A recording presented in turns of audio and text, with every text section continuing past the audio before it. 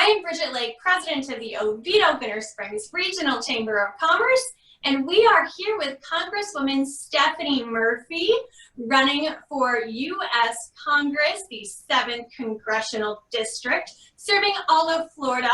Our East Side Regional Hob Nob is presented by Lucas Land Group, an Oviedo-based family-run business with interest throughout Central Florida. Our sponsors, Duke Energy and UCF.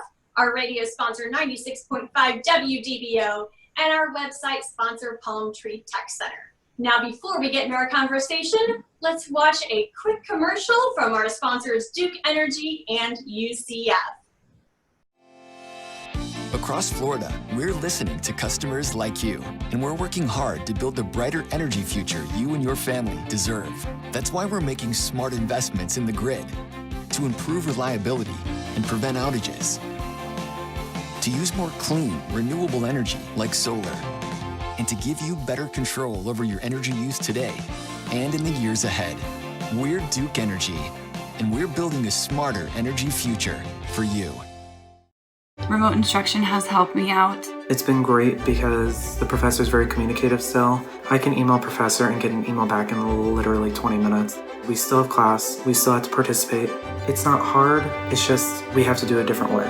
And I just think we've all done a really good job of adapting to these changes that have happened in a short period of time. And I'm definitely still learning as much as I would in class.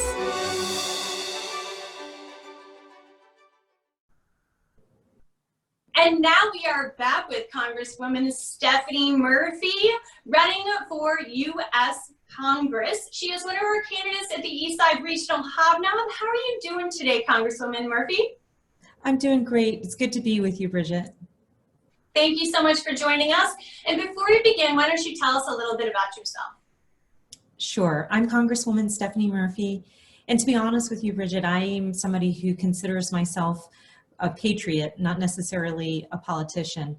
And the reason I think of myself as a patriot is that I love this country. I love this country because when I was just a baby, my family and I were saved by the US Navy while we were escaping communist Vietnam. And we were given an opportunity to relocate to Virginia, where I grew up.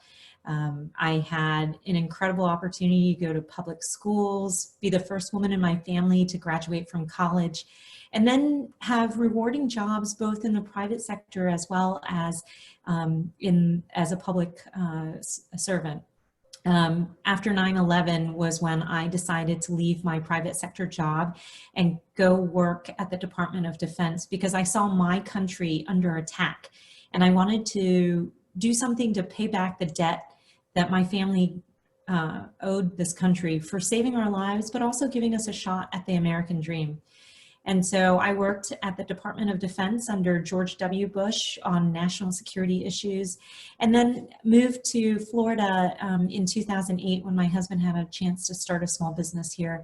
I'm proud to call Central Florida home. We're raising 2 kids here in Central Florida, and really just proud to be a part of this community. I was working in the private sector and teaching at Rollins College in 2016 when I heard my second call, I guess, to public service. And it happened in the aftermath of the Pulse nightclub shooting, when I saw somebody filled with hate commit the largest terrorist attack on this country since 9/11, taking the lives of 49 innocent individuals in a moment that really shook our community. And I decided that at that moment that, you know, we had to change the kinds of people we were sending to Washington if we wanted the outcomes in our communities to be different. And so I ran a long shot campaign, was elected, and have been really proud to serve this area for the last 2 terms, so 4 years, focused on making sure that we promote jobs, security, and equality. Because I think every child should have a shot at the American dream the way I did, regardless of the zip code that they're born in. And just really excited to be here with you and your members, and looking to continue to serve my community in this next term. That sounds amazing. And it sounds like you said you had 2 children. Tell us a little bit about your family. So I have a little girl who's 6, Maya, and my son is 9, Liam, and they're both great kids who have a real fortune of growing up in Central Florida where families are close knit. You know, a number of years ago, we had like a personal family emergency, and we really saw what community meant because our neighbors and our friends all pulled together to help us through that moment. And I just feel really proud and lucky, really, to be able to raise kids in this community. But I want to keep making it better. And that means investing in our schools and in our infrastructure and making sure that our streets are safe. All of those things I get an opportunity to do in Washington, but is critically important to the way that my kids and all the kids here in Central Florida get to grow up. Absolutely. And as a Chamber of Commerce professional, I know that a lot of things that were going on, especially with COVID and the PPP program that was eligible to a lot of small businesses, has not been accessible to chambers of commerce. Now, recently, a bill has been filed and considered up in the Senate. What is your position on chambers having access to the PPP? Well, first, let me say that we are facing an unprecedented health crisis and an ensuing economic crisis. In my opinion, we need to be doing everything we can from a federal government perspective to keep workers tethered to their jobs and to help the American people through this economic crisis. And if you can keep workers tethered to their jobs, that means that they still receive some sort of income and access to their employee-based health care. And to an American worker, it doesn't matter if you work for a 501c6 or a 501c3 or what is designated as a small business, SBA designated small business. All you know is that you have a job that gives you that income and that access to health care.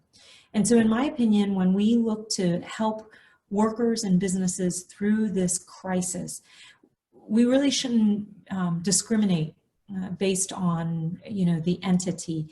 And so I've been supportive of making sure that 501c6s also have access to the federal resources that enable them to keep their employees tethered to their jobs and also continue the mission that is so critically important in this time. You as a 501c6, as a chamber, you're helping a lot of small businesses in our community access the resources that they need and navigate these uncertain waters. And more so now than ever, we need to make sure that businesses in our community have access to those resources. And so we shouldn't be discriminating against any particular type of tax designation. We should be helping all workers the same. You can be pro-worker and pro-business at the same time. And I think making the changes that we have proposed to PPP, as well as continuing to provide economic assistance, is an effort for us to acknowledge that this economic crisis isn't ending anytime soon for us here in Central Florida, and that we need to continue to put resources, federal resources, towards supporting workers and businesses in our community. And Congresswoman, you're known for speaking about the need to work across the aisle and work together and get things done. Who do you work best with across the aisle? I'll work with anyone who's willing to work with me. And so it really varies depending on what the particular topic is. But here's my philosophy. The only ideas that can help my constituents are the ones that can become law. And I am serving in a divided Congress right now with a Democratic House and a Republican Senate and a Republican in the White House. And so whether that is the president or my Republican colleagues in the House or in the Senate, I will work with whoever is willing to work with me to get things done, get ideas passed into law, because only when they become law do they actually have an impact on the lives of Central Floridians and Americans across this country. And so I've been known to not only work with House Republicans, but also with the president when it works, and with my Senate colleagues. I don't shy away from standing up for my values and my principles, But I think that when you do so in a professional manner, it leaves space and room for you to identify places where you might be able to work together and do so on behalf of the American people, because I think they expect it. And last session, is there any particular bill that either you sponsored or co-sponsored that you worked across the aisle that went particularly well or you want to talk about? Yeah, so I want to give two real quick examples. The first one is having run in the aftermath of the Pulse nightclub shooting, my focus was on addressing gun safety in this country, and I wanted to lift the 22-year ban on gun violence research. And it was in coordination with my Republican colleagues after the Parkland shooting, and with the White House having had an opportunity to participate in a bicameral, bipartisan meeting televised with the president, and had the opportunity to push that idea that allowed it to cross the finish line and become law. We were able to, in a bipartisan way, with the support of the executive branch as well as House and Senate, be able to lift the 22-year ban on gun violence research. Because I believe that no matter where you fall on this issue, we should all be able to agree to start with the facts. And then the other one I'm working on right now, and I'm really hopeful that we'll be able to get it across the finish line, is the expansion of the employee retention tax credit. It's an advanced refundable tax credit that would enable employers to keep their employees on payroll or in furloughed status with support from the federal government. We got a skinny down version of it into the CARES Act, and so it is currently law. But in the HEROES bill that passed the House, we have an expanded version of it, and I'm working with the Senate and my House colleagues right now to get it expanded, because it has the ability to help 6.1 million companies and 60 million workers stay tethered to their jobs and their health care provided by their employer. And it is a bipartisan effort that has momentum, and I'm hopeful that in the next COVID package we'll be able to get it across the finish line so that we can provide the runway that I think so many businesses, particularly here in Central Florida where our recovery may be a bit delayed, will help so many businesses have that runway to being able to get back to revenues that they had last year. Thank you. And there's one, is there one, and I know you have probably had a lot, but is there one action you've taken while you've been in office that you are particularly proud of that you want to talk about? Well, for sure, that gun violence research effort was something I'm really proud of. I think it's a start in the right direction for our community that has been touched so deeply by gun violence, and that we see across this country continue to be affected by gun violence. But outside of the legislative particular bills, I will say that I'm really proud to be chair of the Blue Dog Coalition, because we are a group of Democrats united behind fiscal responsibility and a strong national security, and committed to working in a bipartisan way to get things done in Congress. And this cycle, this year, as co-chair of the Blue Dogs, we've been able to use our unity as our leverage to make legislation better as it moves across the finish line.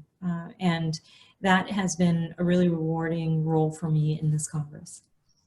Thank you. Before we wrap this up, is there anything else you'd like to add?